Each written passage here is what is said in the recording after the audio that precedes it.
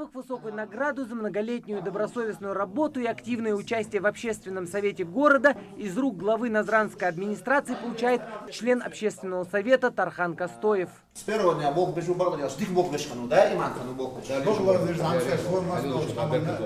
За последние полгода в административном округе Гамурзиева при активной работе членов общественного совета проделано немало работ. Реконструированы несколько улиц, начата прокладка нового асфальтного покрытия на улице Садовая и строительство школы на 700 мест. Улица Садовая. По просьбе общественного совета мы попросили, здесь стоял большой, огромный трансформатор. Этот трансформатор убрали. Здесь очень много живут, здесь большое население. Здесь находится рядом школа, вот здесь недалеко. Вот, чтобы дети могли здесь, чтобы ходить. Попросили, сделали дорогу здесь, проложили, вот, немного сделали.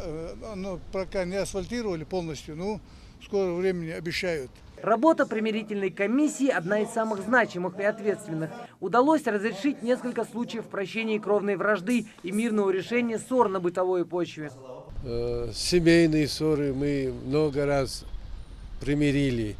Между собой, которые дрались, парни, ребята. Там тоже в многих ссорах мы участвовали, многих примирили мы. Есть у нас и кровные вот эти обиды. Там мы очень много работаем.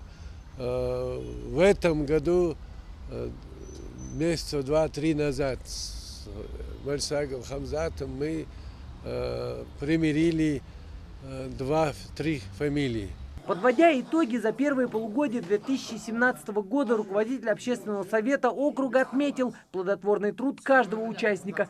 Без рассмотрения главы Назранской администрации не осталась ни одна жалоба или просьба жителей. Поставив задачу перед руководством города и республики, активно добивались закрытия очень близко к городу расположенной свалки. Добились этого, закрыли эту свалку. Вот. И сейчас там происходит рекультивация. Это место уже не будет мешать комфортной жизни наших сограждан.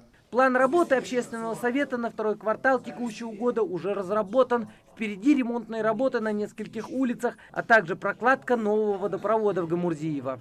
Руслан Албогачиев, Тимур Карахоев, Новости 24.